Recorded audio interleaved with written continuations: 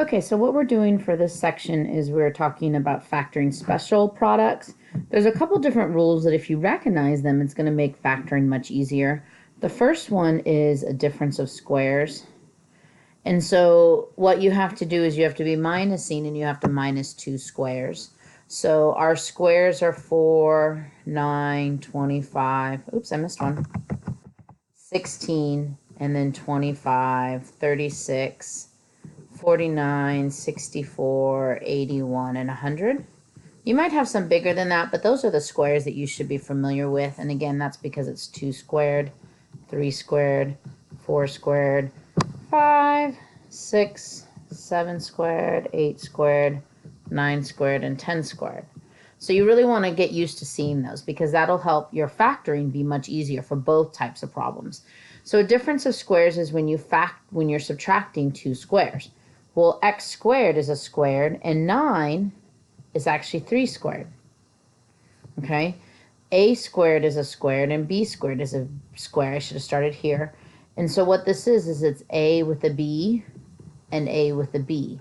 And the only way you can get nothing in the middle is if one's plus and one's minus. So difference of squares is you subtract 2 squares, and then you have a plus 1 and a minus 1, because that will take care of having nothing in the middle. So let's jump back to here where I jumped ahead. And so I'm going to have an x with a 3 and an x with a 3. And the only way I can get nothing in the middle is if I have one's a plus and one's a minus. All right, this one's a little harder because it has a number up here. But look, 4 is a square and 25 is a square, so this works. So 4 squared, or what number squared gives you 4? Well, that's 2. So it's 2x with 5. 2x with 5 again. And remember, the only way that I can get nothing in the middle, a 0 in the middle, is if one's positive and one's negative. All right, and then the last one, same idea, 16 is a square. It's 4 squared. And 9 squared is 81. So it's 4x with 9 and 4x with 9. And again, the only way you can get them to have nothing in the middle is one's a plus and one's a minus. And the order of the plus or minus doesn't matter. So that's the first rule, which is difference of squares. This one is people tend to like once they recognize it because it's pretty quick to factor. All right, the other one's a little trickier, but it still deals with all our squares right up here. So we're still going to look at those numbers. What happens here is that you have to have a square in the front, a square in the back, and what that would look like is this. A plus B, A plus B. Now, if we FOILed out or factored out, I would end up putting A with B, which would give me AB, and I would end up with B with A, which would give me AB. And if you notice, I get the same thing twice, so that's why there's 2 of them.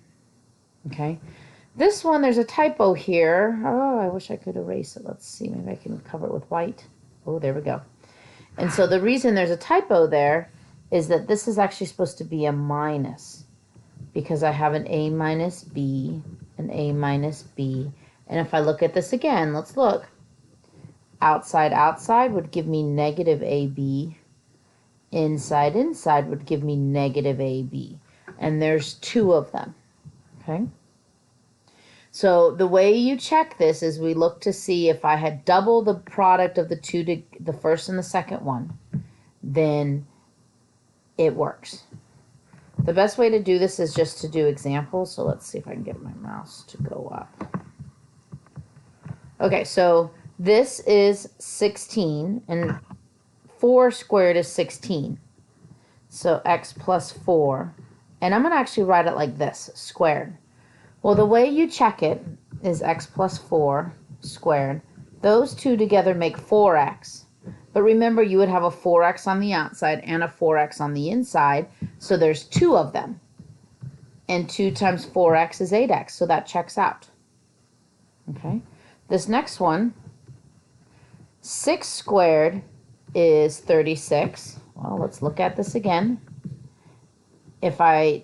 I'm going to do one step more here so you can really see it. So this is 6x, and this is 6x, and when you put those together, you get 12x, so that's right. All right, same thing here. This 4x That's number squared is 2. 2x squared. 2x squared gives you 4x squared. And then 5. Well, let's just double check this. Change colors. 2x times 5x is 10x.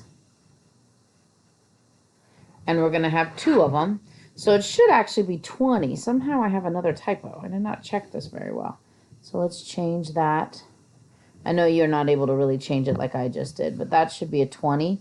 I'm going to fix it on your notes so it says 20. So if yours doesn't say 20, it should say 20, but I'm going to try and go back and fix that. Same thing is right there. I'll try and fix that one. All right, so now same thing with minusing. I have a 5. X times 5 is 5x. And when you double it, because you're going to have 2 of them, you get 10x. So that's it. Here, x minus 9, because 9 squared is 18. X times 9 is 9x. Times 2 is 18x. Okay, so this one, last one, 3x squared gives me 9x. And 6 squared gives me 36. If I do 3x times 6, I get negative 18x. And then you double it, because you would have 2 of them, you get negative 36x. So that's right. Okay, so these you can actually factor using the other methods, but if you recognize these patterns, it's just going to make it easier. And the big way to recognize the patterns is by looking at these list of perfect squares up here.